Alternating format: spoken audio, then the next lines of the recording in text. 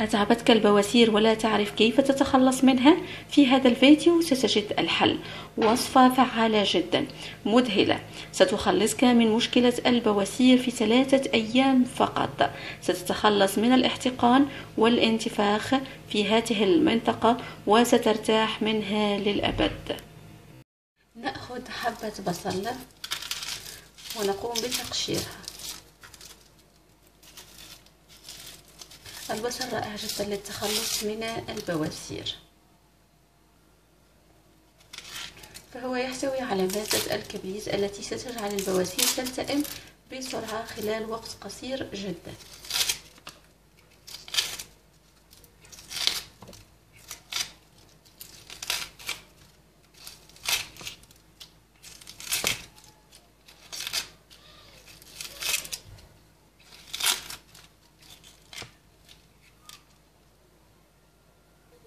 ثم نأخذ حبة البصل ونقوم ببشر القليل منها.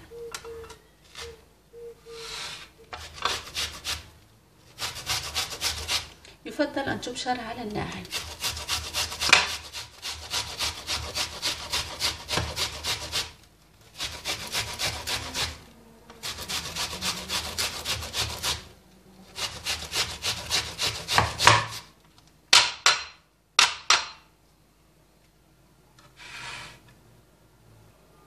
ثم سنضيف لمبشور البصل العسل.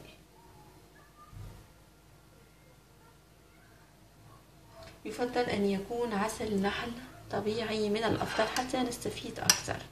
ثم نخلط الكل جيدا بهذا الشكل.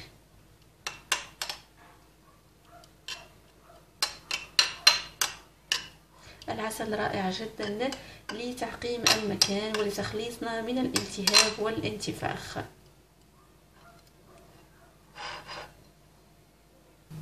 قبل عمل الوصفة وحتى نضمن تعقيم المكان بشكل جيد، سنأخذ مقدار من الملح نضعه في وعاء ونضيف إليه الماء الدافئ. نحرك الكل جيدا حتى يذوب الملح. هذا المحلول سيعمل على إزالة الانتفاخ كما ذكرت ويعقم المكان. كل من جرب هذه الوصفة وجد نتائج أكثر من رائعة. هذا المحلول رائع جدا للتخلص من انتفاخ البواسير. ثم نأخذ قطنة ونغمرها في هذا الماء. سيصير ماء مالح طبعا ويجب أن يكون دافئ.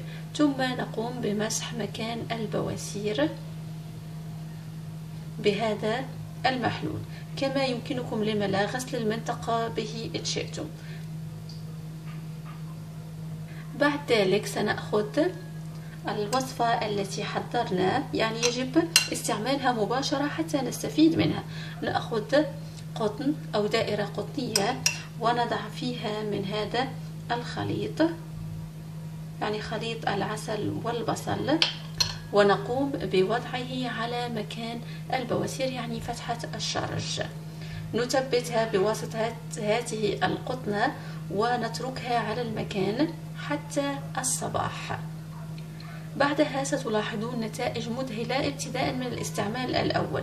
تداومون عليها لمدة 3 أيام وستحصلون على نتيجة أكثر من رائعة.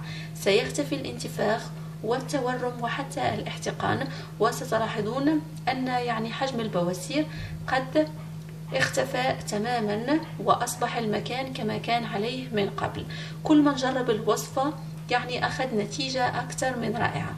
أنتم أيضا جربوا هذه الوصفة وستحصلون على نتيجة مذهلة. جربوها واتركوا تعليق أسفل الفيديو حتى يستفيد الآخرون، واذكروا تجربتكم. وإن كان لديكم أي استفسار اتركوا تعليق أيضا أسفل الفيديو. شكرا على المشاهدة.